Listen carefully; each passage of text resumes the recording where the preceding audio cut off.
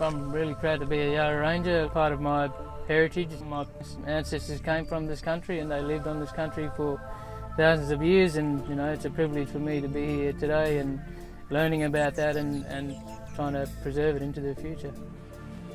I think it's really worthwhile not only to conserve and better manage the bay with Yarra traditional owners and with the community, but also to build a better community, because I think if you do manage a beautiful embayment like this, then you're going to have, and you also do that arm in arm with the community and agencies and industries, you're going to definitely have a much better town to live in. I felt the need for such a group just to do with rehabilitation around town, encourage people to grow more native plants as opposed to exotics. And for the last 2 years I've been up here working at various places in the Kimberley, trying to get an understanding of how connected the inshore dolphins are in this region. My name's Dr. Clive Minton. Although I'm from Melbourne, I'm a regular migrant like the shorebirds are to Broome. I think this is about my 40th visit, and we are here at the moment, a team of us, and we're trying to catch very specifically at the moment great knots carrying geolocators. Here in Roebuck Bay, finding quite a lot of snubfin dolphins. For example, in the past 3 weeks or so we've identified over 80 different individuals, which is quite special. These great knot are absolutely dependent on Roebuck Bay for 6 or 7 months out of each year. In other words, for more than half their lifetime they live here, and it's very important that they get adequate food here to carry out a complete annual molt, including all their important flight feathers, and it's very important that they get the food here in February, March to put on the weight that enables them to fly 5,000 or 6,000 kilometres non-stop to the Yellow Sea, their first staging point. So this is an absolutely critical part of their life cycle, and we are studying that to understand exactly the role that Roebuck Bay and that the Yellow Sea plays in their annual life cycle.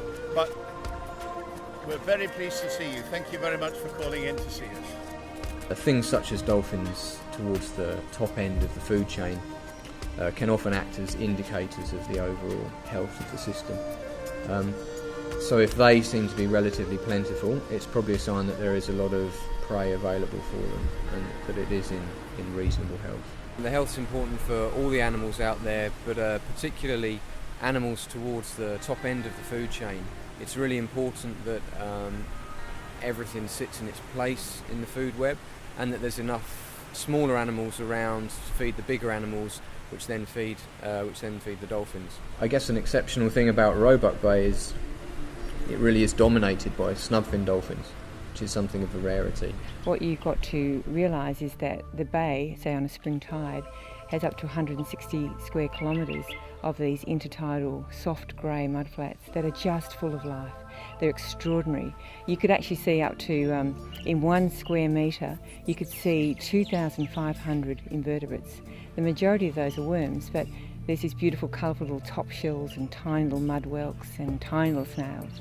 And yet, most of us don't realise that, but you can be changing the sediment structure and putting soil that doesn't belong there in very, very large quantities. Plus you're putting a whole range of chemicals onto those mudflats and into the bay's water.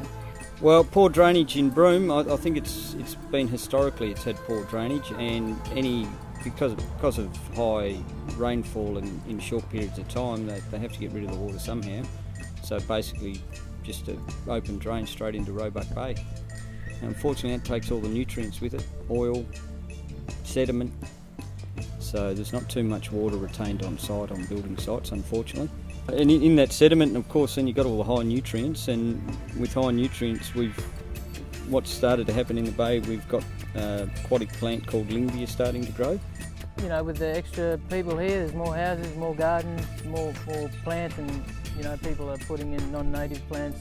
They have to feed them a lot of fertiliser to keep them going, and then what fertiliser isn't used by the plant then ends up running off into the bay, because all the drains lead straight to the ocean pretty much. We don't have any water treatment here. They've been occurring over the last 10 years, but they've really been worsening. In January of this year, we had what is likely to have been the largest and heaviest bloom of lingvia. It's a cyanobacteria and it occurs naturally, but it actually responds to nutrients in the water column. And we've now identified through hydrogeological research that these nutrients are coming from groundwater pollution, from sewage, and also from stormwater pollution, with the majority of Broome's drains, stormwater drains, actually discharging into Roebuck Bay.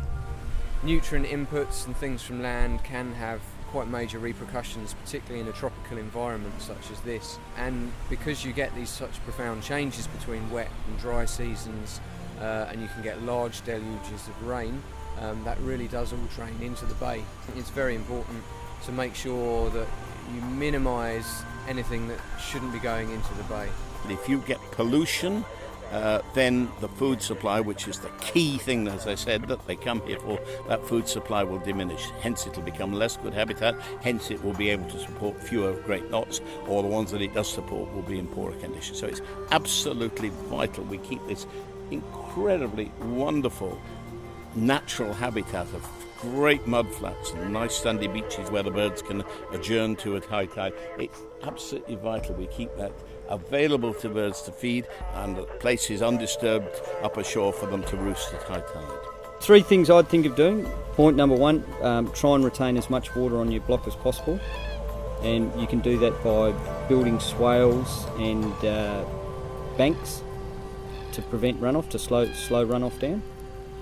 Add in on top of that mulch as much as you can. You know, we've got a free resource out of the tip.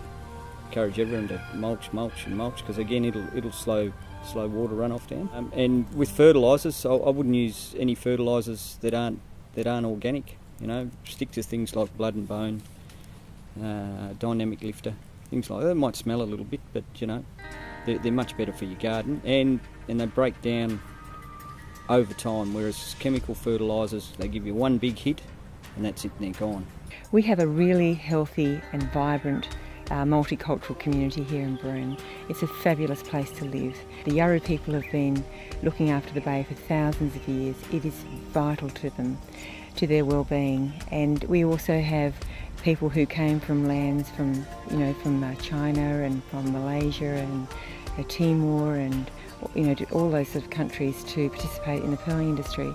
Those people, together with Aboriginal people and non-Aboriginal people, have built this incredible multicultural town, and it's really what the reason for the establishment of this town was because of these extraordinary waters, and obviously it had that ability for a port to be established. Now in Broome, we have this terrific history, and the people of Broome absolutely love this bay, and it's really, really important that we look after it and keep it in the shape that it's in for future generations.